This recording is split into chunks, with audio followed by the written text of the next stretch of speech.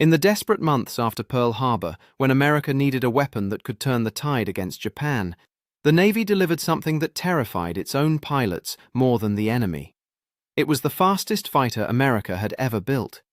It was so powerful that experienced aviators called it uncontrollable. Young pilots, fresh from training with barely enough hours in their logbooks to qualify for combat, climbed into its cockpit and never climbed out again. They died on takeoff when the torque flipped them onto their backs. They died on landing when the aircraft bounced back into the air and stalled. They died in the pattern when one wing dropped without warning and sent them spiraling into the ground. The Navy gave it an official name, the F4U Corsair. The men who flew it gave it another name entirely. They called it the Ensign Eliminator.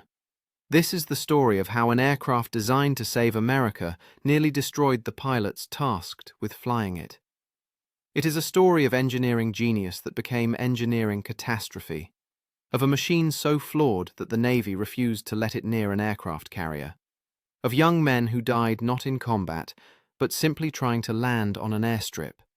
And it is the story of how that same aircraft, through the courage of the men who refused to abandon it, the brilliance of the engineers who fixed its deadly flaws, and the determination of pilots who learned to fight on its terms, transformed into one of the most lethal weapons of the Pacific War. It is the story of how the Ensign Eliminator became something the Japanese would come to fear above all other American fighters, a machine they would learn to associate with death from above. This is a story of redemption, persistence, and transformation. It is a story about what happens when extraordinary potential meets catastrophic failure, and about the engineers, pilots, and mechanics who refused to accept that the most powerful fighter in the American arsenal was simply too dangerous to fly. It is the story of an aircraft that killed more of its own pilots than the enemy ever could, yet went on to achieve one of the highest kill ratios in the history of aerial combat. It is the story of the Vought F4U Corsair. In the months following the Japanese attack on Pearl Harbor, the situation in the Pacific had become increasingly desperate. The Imperial Japanese Navy seemed absolutely unstoppable. In just 6 months, Japanese forces had conquered an empire larger than anything Alexander the Great or Napoleon Bonaparte had ever achieved. They had swept across Southeast Asia and the Pacific with a speed and ferocity that stunned military planners around the world. The Philippines had fallen after a brutal campaign that left thousands of American and Filipino prisoners in Japanese hands. Singapore, the supposedly impregnable fortress of British power in Asia, had surrendered in what Winston Churchill called the worst disaster in British military history. Hong Kong was gone. The Dutch East Indies were occupied. Burma was collapsing. Japanese forces threatened Australia from the north and India from the east. Japanese submarines had shelled the coast of California.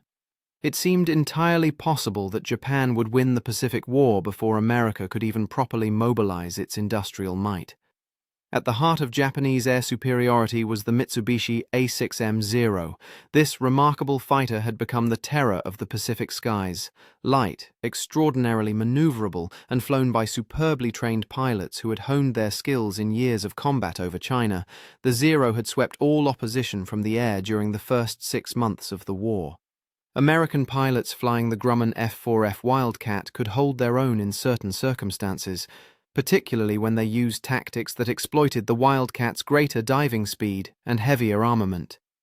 But the Wildcat was slower in level flight, climbed more slowly, and could not hope to match the Zero in a turning fight. American commanders knew they desperately needed something better. They needed a fighter that could outrun, outclimb, and outgun the Zero.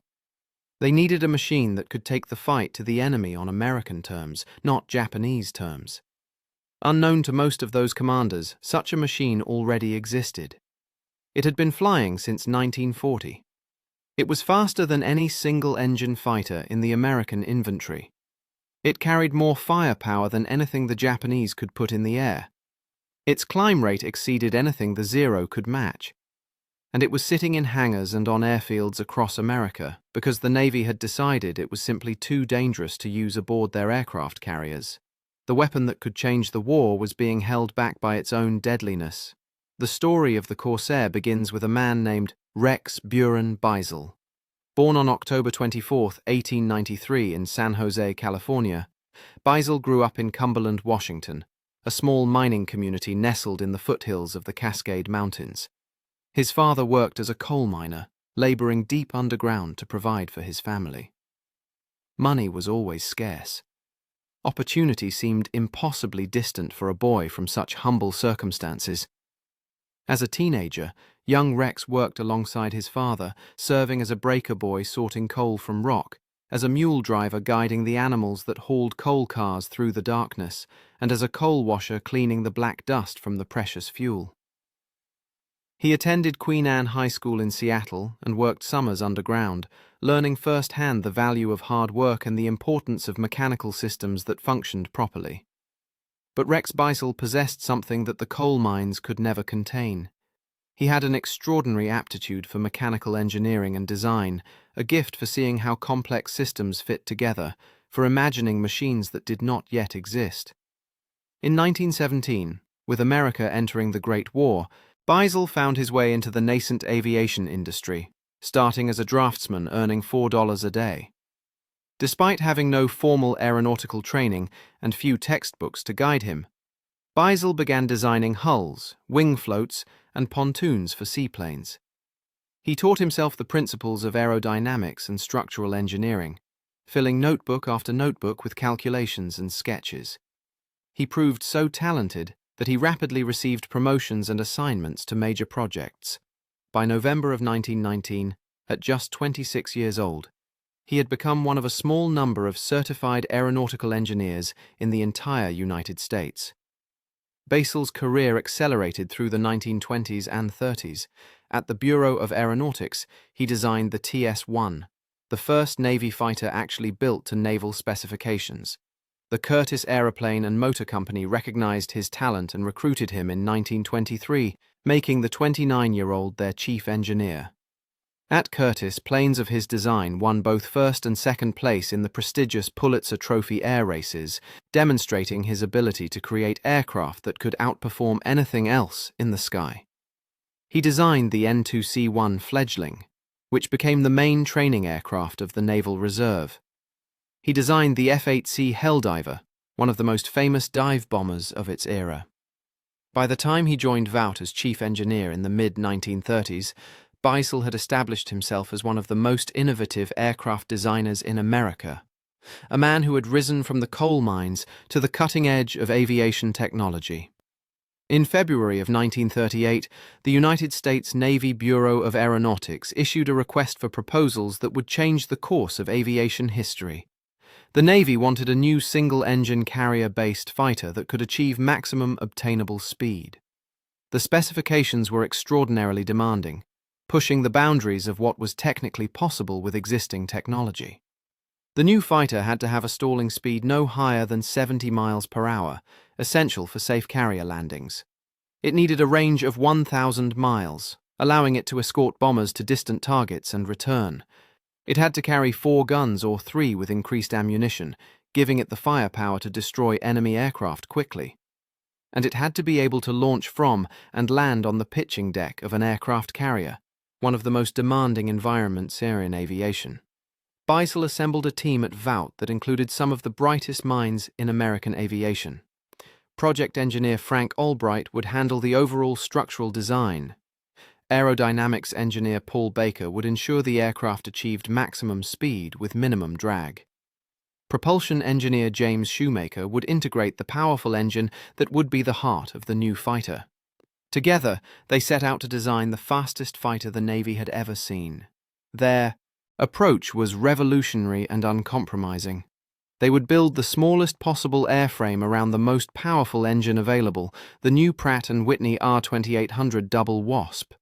This massive 18-cylinder twin-row radial engine could produce over 2,000 horsepower, nearly twice the power of engines in contemporary fighters. It was a beast of a power plant, and it would require an equally beastly airframe to contain it. But the R-2800 presented an immediate and apparently insurmountable problem. Such a powerful engine required an enormous propeller to convert that power into thrust. Beisel's team settled on a Hamilton Standard hydromatic propeller, with a diameter of 13 feet and 4 inches, the largest propeller ever fitted to a single-engine fighter. A propeller that large would strike the ground if mounted on a conventional aircraft with standard landing gear. The tips of the blades would dig into the runway on takeoff, destroying the propeller and likely killing the pilot. And aircraft carrier operations demanded relatively short, sturdy landing gear that could withstand the tremendous stress of arrested landings, when the aircraft went from flying speed to a dead stop in a matter of seconds. Beisel's solution was elegant and distinctive, a stroke of engineering genius that would give the Corsair its iconic appearance. He designed an inverted gull wing, a wing that bent downward at the root before angling back up toward the tips. This configuration allowed the landing gear struts to be much shorter, while still providing adequate ground clearance for that massive propeller. The main gear attached at the lowest point of the gull, keeping the struts short and strong. The gull wing also reduced aerodynamic interference drag where the wing joined the fuselage, actually improving the aircraft's speed. It was a beautiful piece of engineering that solved multiple problems simultaneously and gave the Corsair its instantly recognizable silhouette, the bent wingbird that would become legendary. Every aspect of the design was optimized for speed. The fuselage was kept as narrow as possible, just wide enough to contain the massive engine and the pilot behind it. The landing gear retracted completely into the wings, rotating 90 degrees as it folded so that the wheels lay flat inside the wing, leaving no protrusions to create drag. The oil cooler and supercharger air intakes were housed in slots in the leading edges of the wings, rather than in external scoops. Even the rivets on the fuselage panels were flush with the skin, reducing the tiny amount of drag that protruding rivet heads would create. Nothing was allowed to compromise the Corsair's speed. On May 29, 1940, Vought test pilot Lyman A. Bullard, Jr. took the F4U-1 prototype into the air for the first time from Bridgeport Municipal Airport in Connecticut. The maiden flight proceeded normally, until a hurried landing was made when the elevator trim tabs failed due to flutter, an ominous hint of the control problems that would plague the aircraft. Despite this early hiccup, the prototype demonstrated remarkable performance.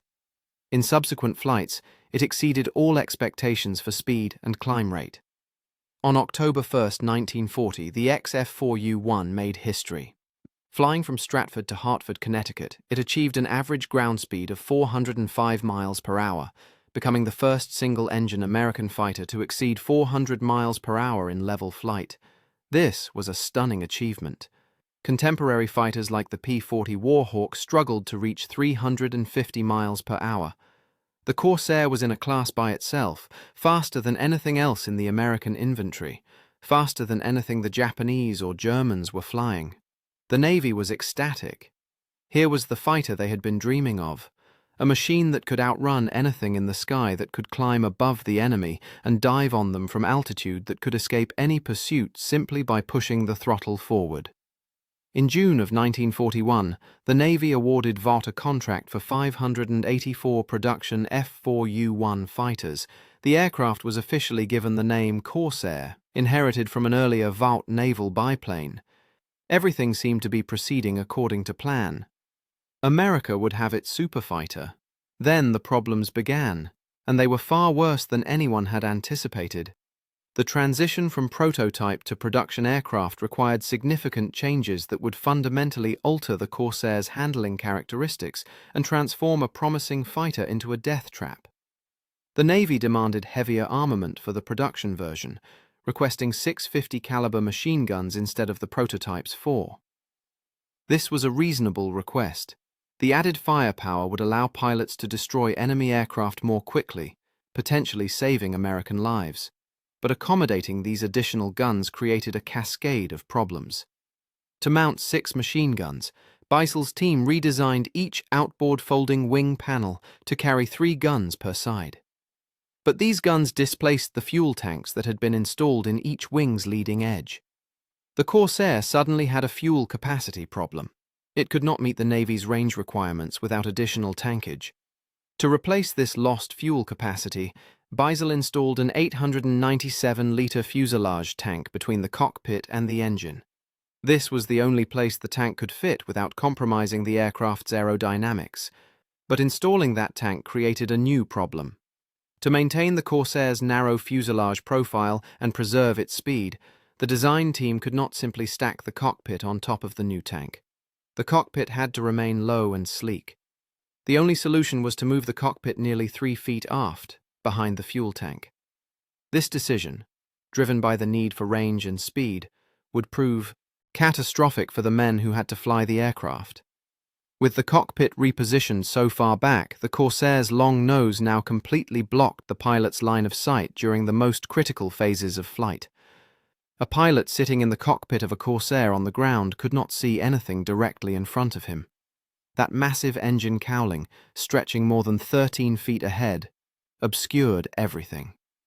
During takeoff, pilots had to weave the aircraft back and forth to check for obstacles ahead. During landing approaches, they were essentially flying blind, unable to see the runway or the carrier deck until the final seconds before touchdown. But poor visibility was only the beginning of the Corsair's problems.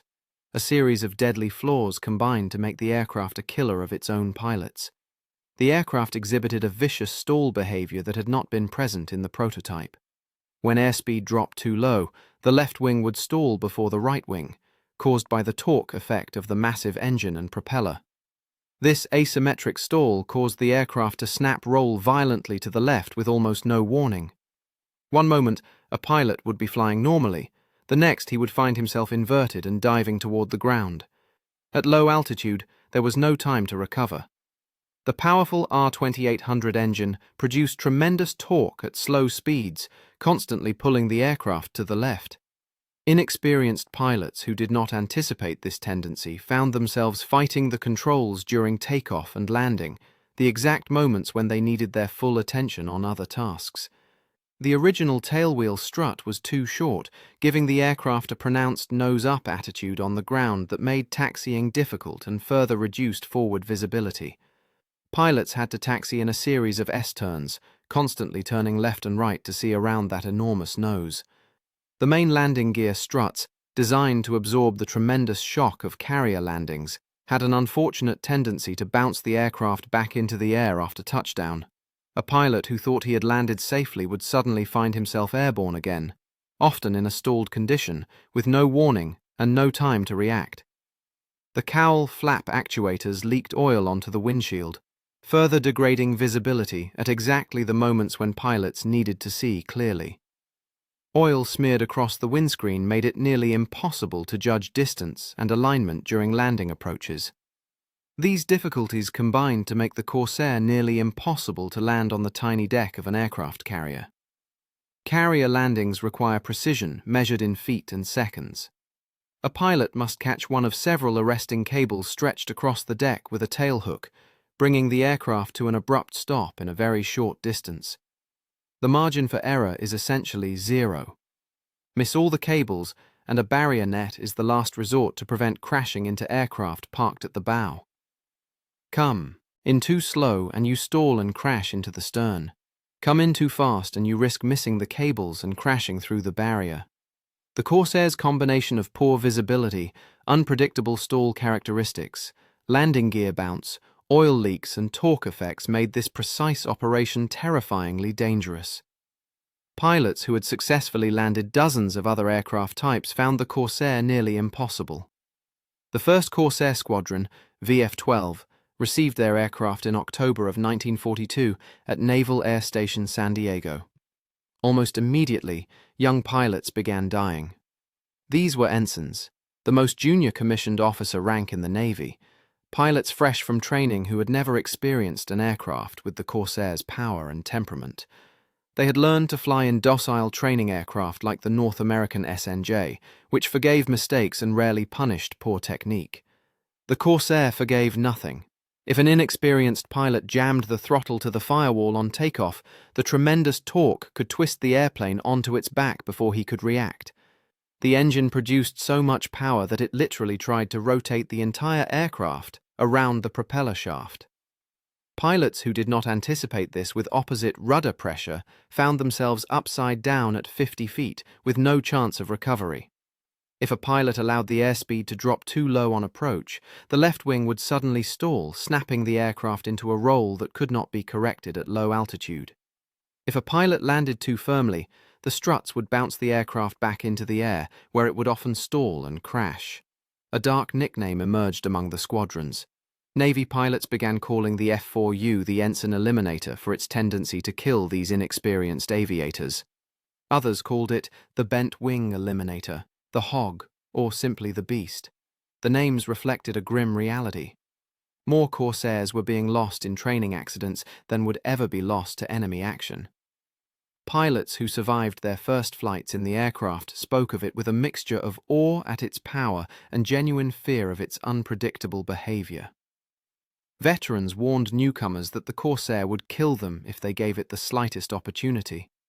It demanded constant attention, constant correction, and constant vigilance. Any lapse in concentration could be fatal. The Navy's carrier aviation commanders reached a painful conclusion. The Corsair was simply too dangerous for carrier operations. The combination of poor visibility, unpredictable handling, and the unforgiving environment of carrier landings created an unacceptable risk. Training accidents were destroying aircraft faster than factories could produce them. Young pilots were dying in crashes that should never have happened. In early 1943, the Navy made a decision that would shape the aircraft's destiny. They would divert all Corsairs to land-based United States Marine Corps squadrons while filling Navy carrier-based units with the Grumman F-6F Hellcat. The Hellcat was about 15 miles per hour slower than the Corsair at altitude, but it was a joy to fly aboard a carrier. It was forgiving of pilot error, with gentle stall characteristics that gave plenty of warning before control was lost. It had excellent visibility, with the cockpit positioned well forward so pilots could see where they were going. It landed predictably, without the bouncing and rolling that made the Corsair so dangerous. The Navy would take the safer aircraft. The Marines would get the faster one, and they would fly it from land bases where the margin for error was somewhat greater. The Marines were desperate for better fighters and willing to accept the risks that came with the Corsair.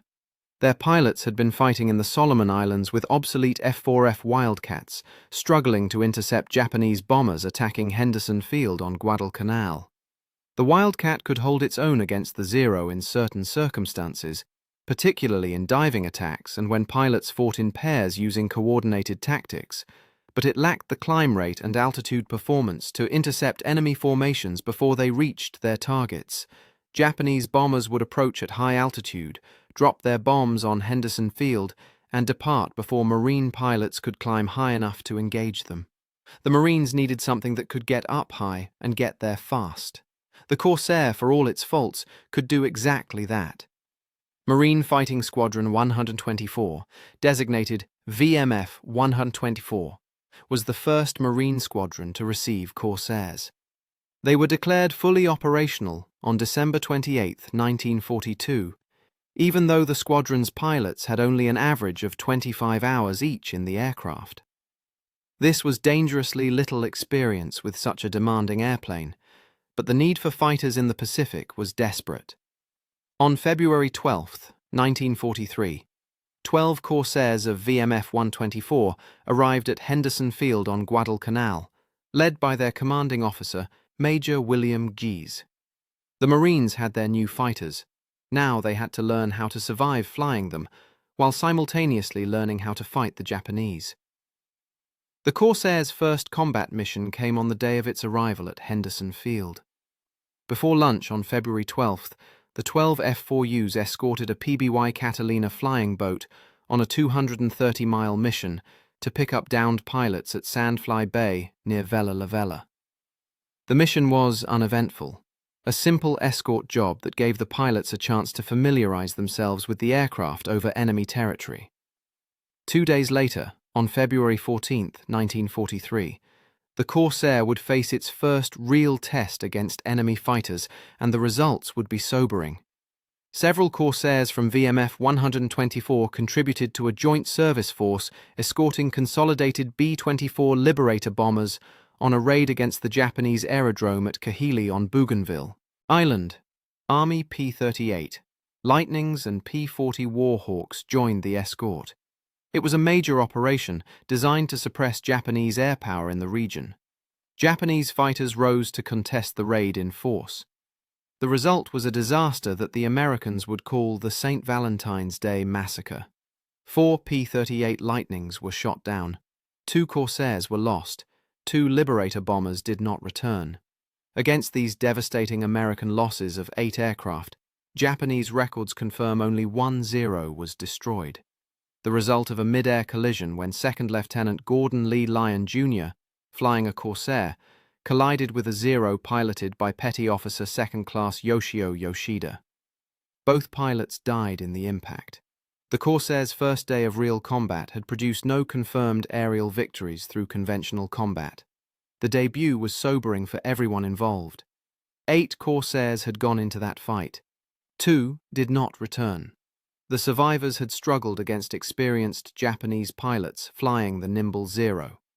The Corsair's superior speed meant nothing if the pilots did not know how to use it effectively. The American pilots had tried to fight the Zero on its own terms, engaging in the slow-speed turning battles where the Japanese aircraft excelled and Japanese pilots had years of experience. The results had been predictable and tragic. Do you think giving up on new technology after early failures is ever the right decision? Let me know your thoughts in the comments. But the Marines did not give up. They studied their failures and learned.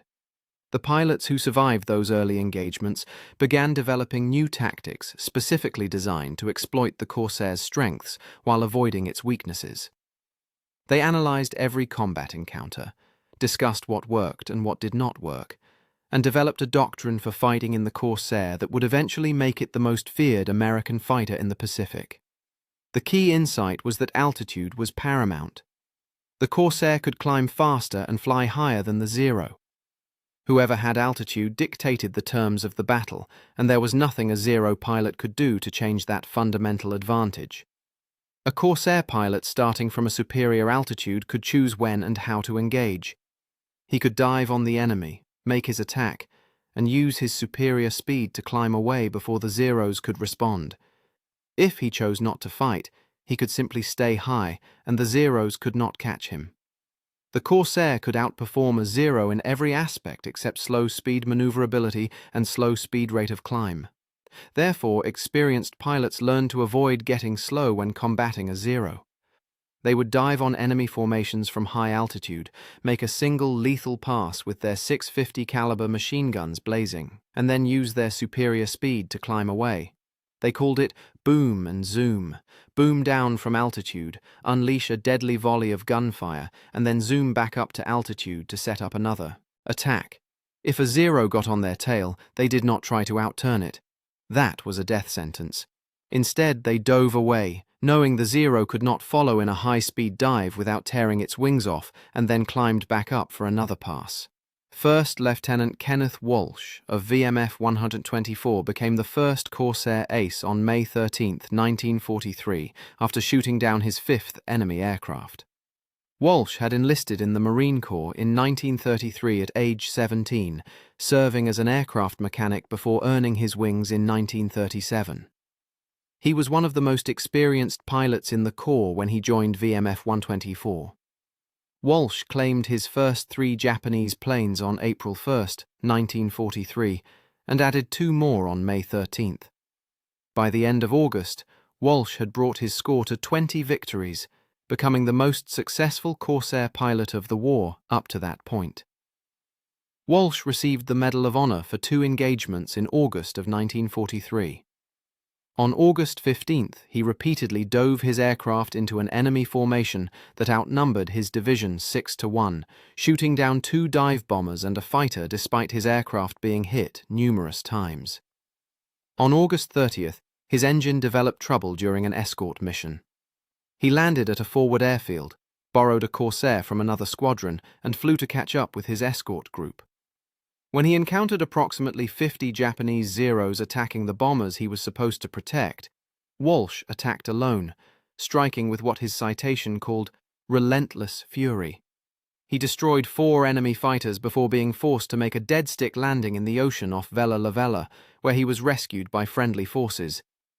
In September of 1943, a new Corsair squadron arrived in the Solomon Islands that would become the most famous of the war. Marine Fighting Squadron 214 had been reconstituted at Espiritu Santo in the New Hebrides in August under the command of Major Gregory Boyington. Boyington was already a combat veteran with a controversial past.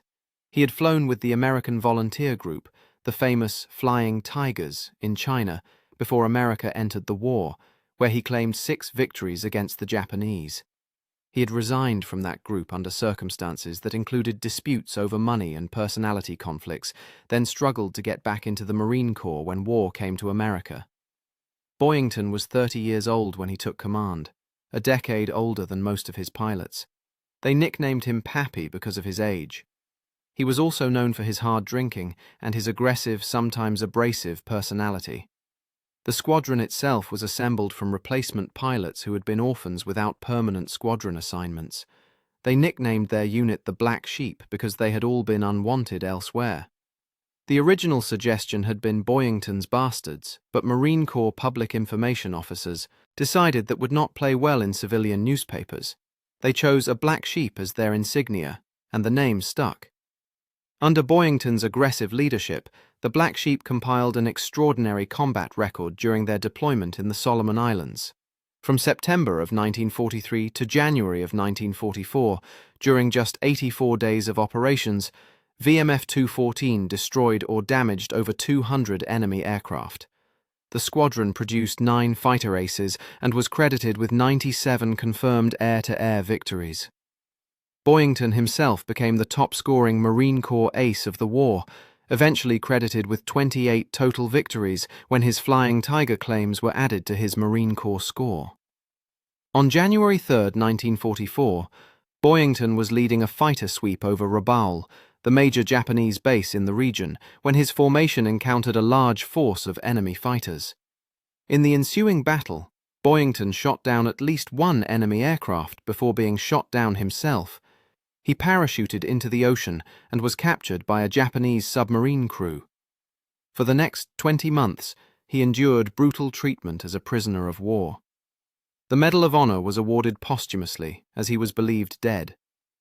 But Boyington survived the war and was liberated from a Maori prison camp in August of 1945, returning home to receive his medal from President Harry Truman. While the Marines were writing their legend in the Solomons, a Navy Corsair squadron was achieving something remarkable that proved the aircraft could succeed in naval hands. Fighter Squadron 17 was formed on January 1, 1943, at Naval Air Station Norfolk under Lieutenant Commander John Thomas Blackburn. Before taking command, Blackburn had been a flight instructor who led VGF-29 during Operation Torch in North Africa. He recruited fellow instructor Lieutenant Commander Roger Hedrick to serve as his executive officer. Together they would build one of the most successful fighter squadrons in American naval history. VF-17 was selected to fly the new Corsair, becoming the second Navy squadron to receive the gull-winged fighter. Blackburn understood that the aircraft's piratical name deserved a matching identity. He wanted a squadron insignia that would inspire his pilots and intimidate the enemy. Squadron pilot Harry Hollmeyer designed an image that would become legendary. A white skull and crossbones on a black background. They called themselves the Jolly Rogers. The squadron quickly developed a reputation for being unconventional. Blackburn encouraged aggressive flying and did not always discourage the raucous behavior of his young pilots. What mattered was performance in the air. They trained intensely with their Corsairs, which they nicknamed Hogs because the aircraft handled, in their words, like a hog on ice. One pilot, Ensign Howard Burris, ran a truck off a highway while playing chicken in an inverted Corsair. Ensign Ira Kepford held an impromptu low-level dogfight with an Army pilot over residential Norfolk. This flat-hatting earned the squadron a transfer to rural Manteo, North Carolina, near Kitty Hawk, where they completed their training away from civilian complaints. VF-17 worked closely with Vought engineers to modify their Corsairs rather than switching to the easier F6F Hellcat. Lieutenant Butch Davenport helped develop an airflow spoiler on the right wing that kept the wings level in a low-speed stall. This modification became standard on all later Corsair models. Despite these improvements, the Navy decided to replace all Corsair squadrons on carriers with Hellcat units. VF-17 was reassigned to land-based duty while en route to Pearl Harbor. The Jolly Rogers would prove themselves from island airfields instead of carrier decks. The squadron reached Ondongo on New Georgia in October of 1943. From there, they participated in providing air cover for the landings at Cape Torokina on Bougainville Island on November 1st. During their deployment, VF-17 flew against the cream of Imperial Japanese Navy pilots based at Rabaul. In their combat debut on November 1st, Blackburn downed 2 enemy aircraft and the squadron claimed 3 more. On November 8th, 6 Jolly Rogers faced an attack of 15 dive bombers escorted by 24 Zeros. In the engagement, VF-17 destroyed multiple enemy aircraft without losing a single Corsair. In 76 days of combat in the Solomon Islands, the Jolly Rogers compiled an extraordinary record. They destroyed 154 enemy aircraft with an 8-to-1 loss ratio. The squadron flew 8,577 combat hours and sank 5 transport ships and barges.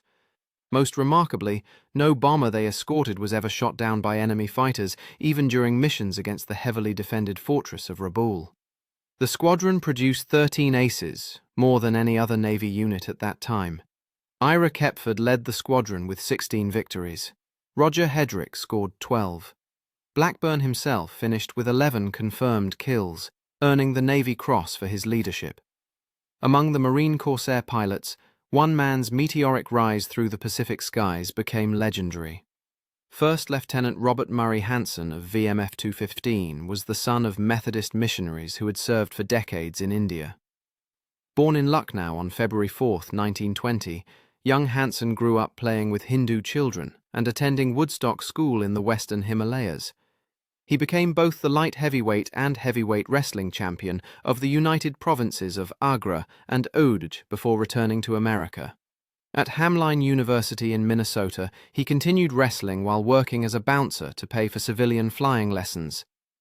Hanson earned his Marine Corps wings in February of 1943 and first saw combat with the original VMF-214 before that squadron was reconstituted as the Black Sheep under Boyington.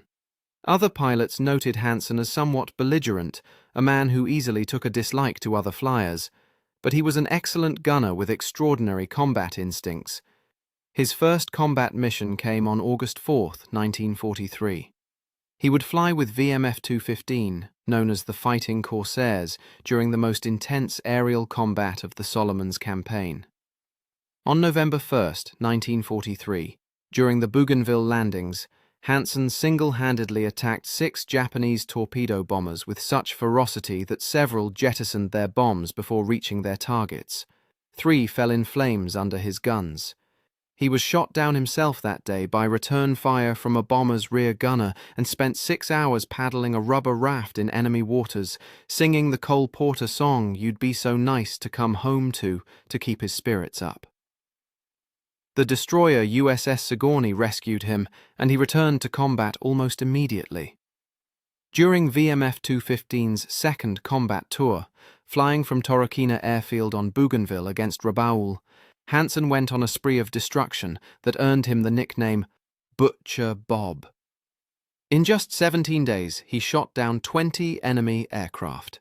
On January 14, 1944, the Fighting Corsairs escorted bombers to Simpson Harbor and encountered a large formation of Japanese fighters.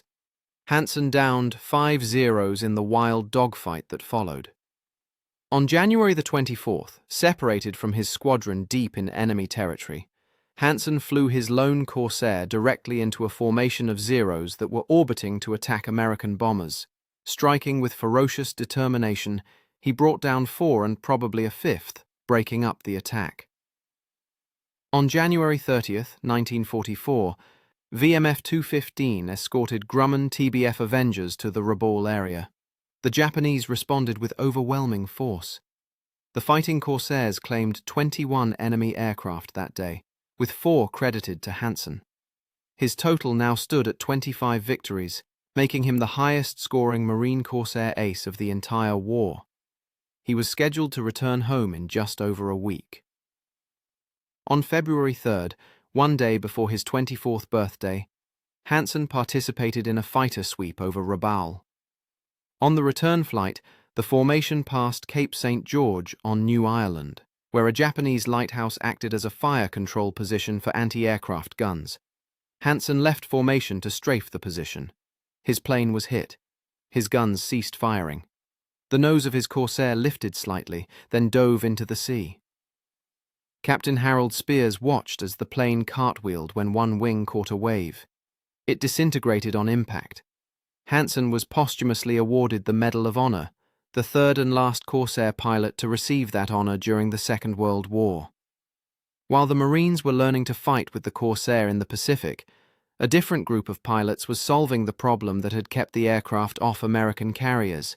The British Royal Navy had received Corsairs under the Lend-Lease program beginning in 1943, and they were desperate for capable carrier fighters. The Royal Navy could not afford to be selective about which aircraft they operated. They had limited options and limited resources. They had to make the Corsair work aboard their carriers or do without it entirely. British engineers approached the Corsair's problems systematically, treating them as engineering challenges rather than fundamental design flaws.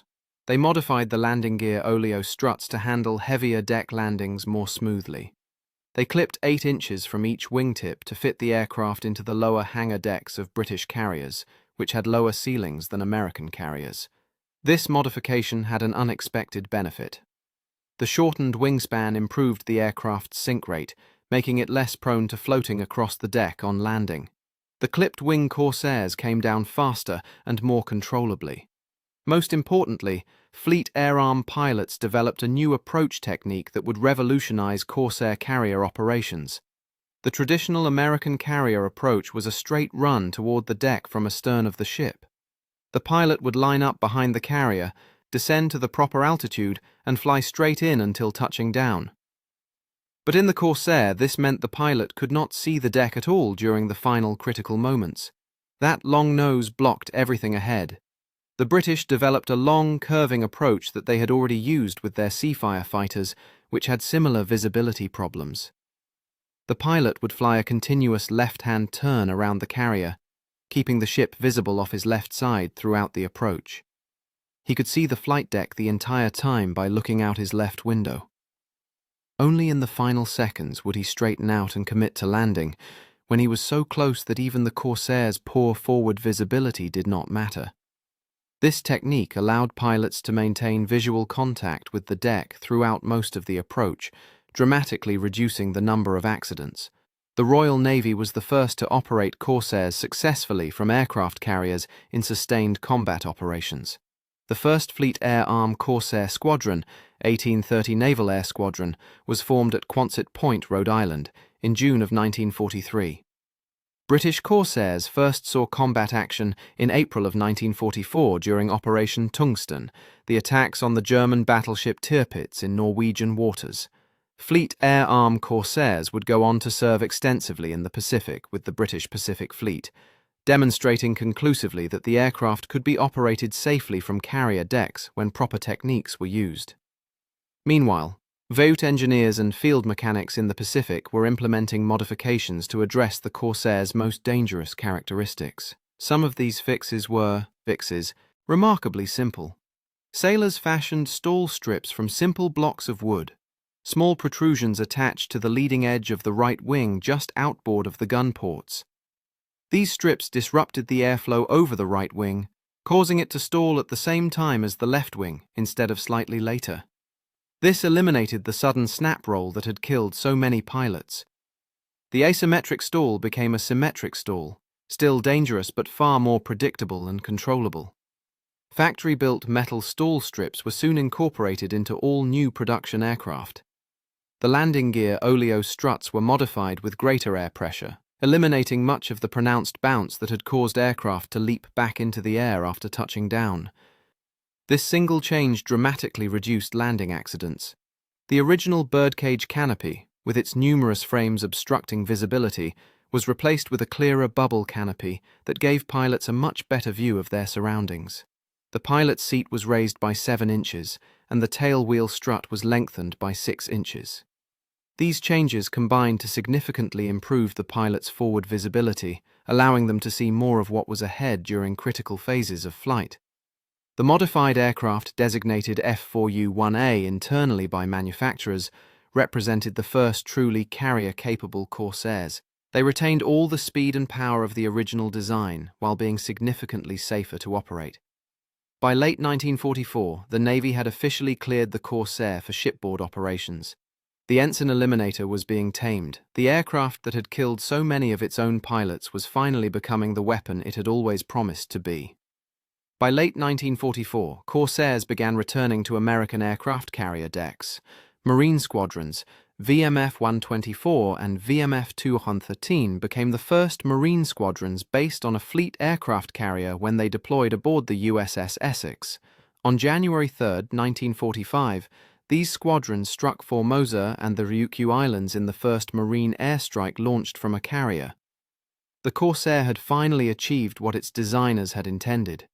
It was operating from carriers, and it was devastating. It was during the Battle of Okinawa in the spring of 1945 that the Corsair truly came into its own as the premier American fighter of the Pacific War. The Japanese had unleashed their kamikaze offensive, sending nearly 2,000 suicide aircraft against the American fleet in a desperate attempt to destroy the invasion force before it could secure the island.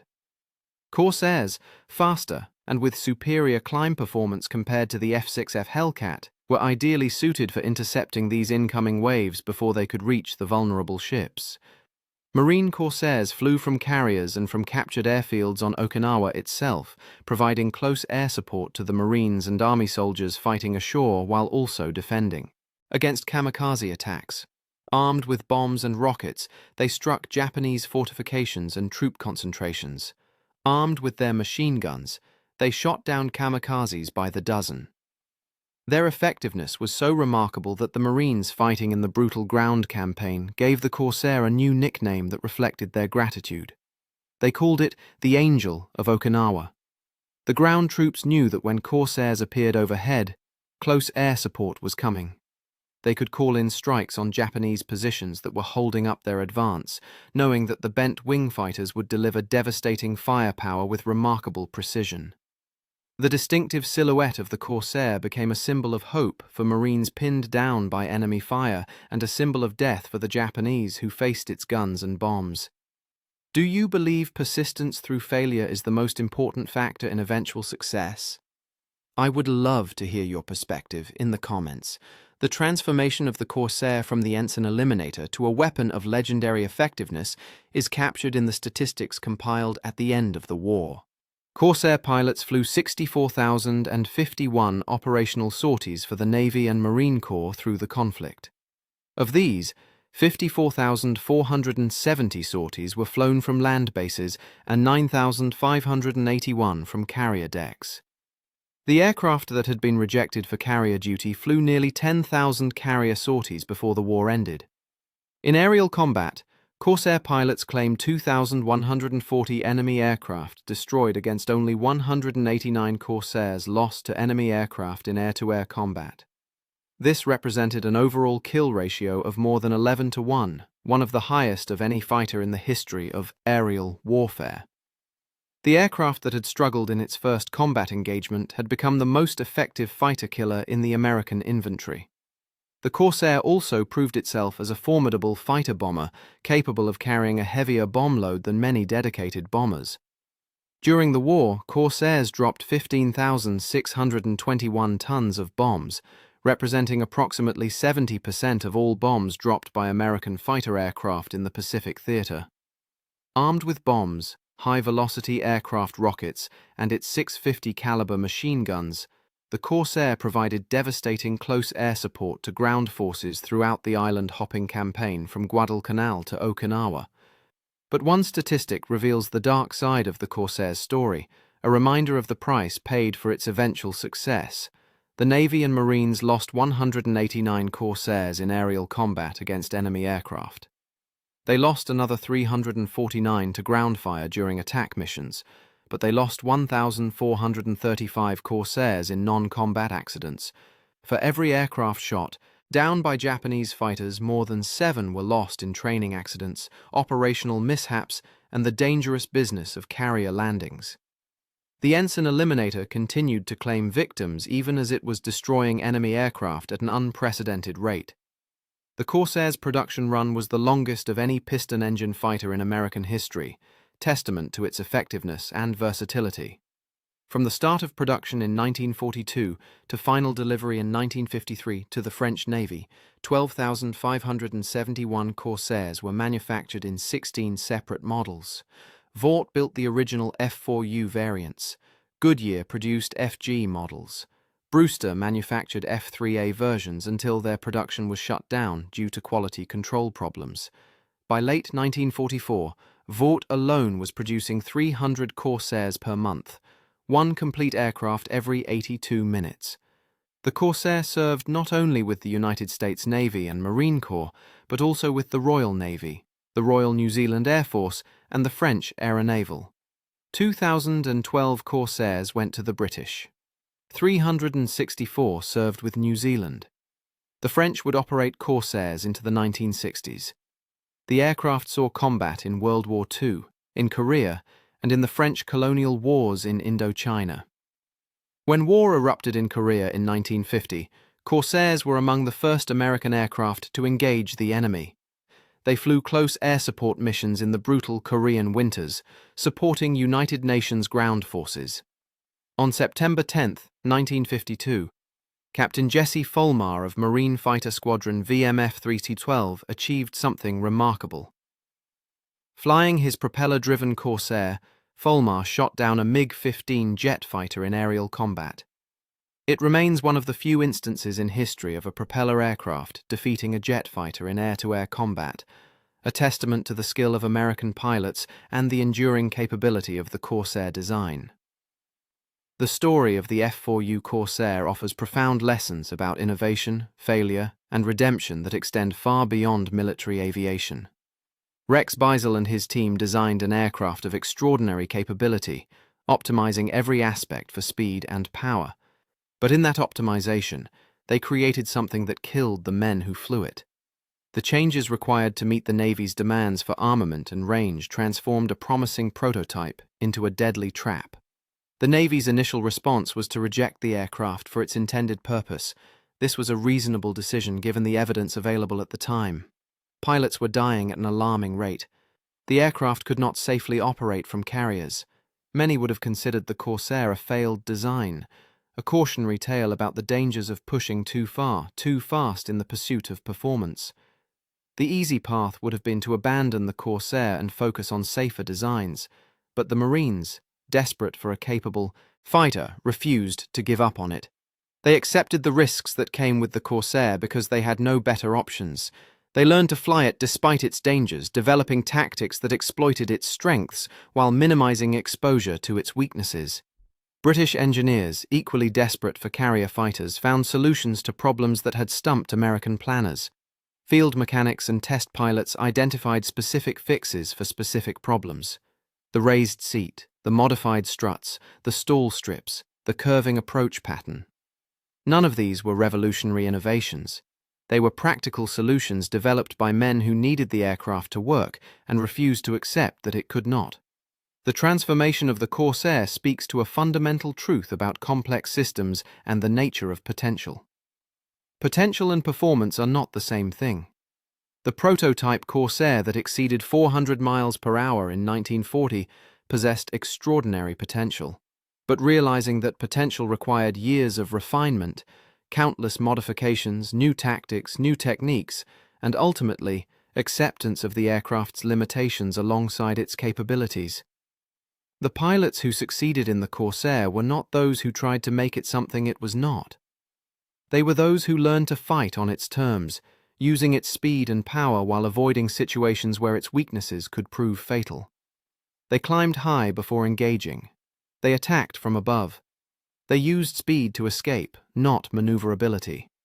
They adapted to the aircraft rather than expecting the aircraft to adapt to them. Today, the Corsair's distinctive bent wing silhouette remains one of the most recognizable shapes in aviation history. Surviving examples fly at airshows around the world, their massive engines producing a sound that thrilled Allied troops and terrified enemies more than 70 years ago. Audiences watch in awe as these vintage machines demonstrate the speed and power that made them legendary.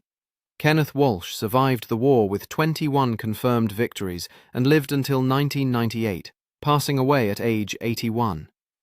Gregory Boyington survived Japanese captivity and received his Medal of Honor from President Harry Truman in October of 1945.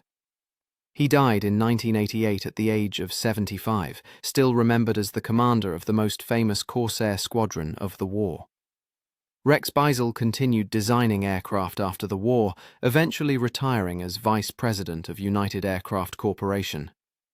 He died in 1972 in Sarasota, Florida, having lived to see his most famous creation recognized as one of the greatest fighters ever built. The Corsair began as a dream of speed and ended as a legend of redemption. Its story reminds us that the path from innovation to success is rarely straight. Breakthrough designs often carry hidden flaws. Early failures do not define ultimate potential, and sometimes the greatest weapons are those that had to be tamed before they could be wielded effectively. They called it the Ensign Eliminator because it killed the young pilots who tried to fly it.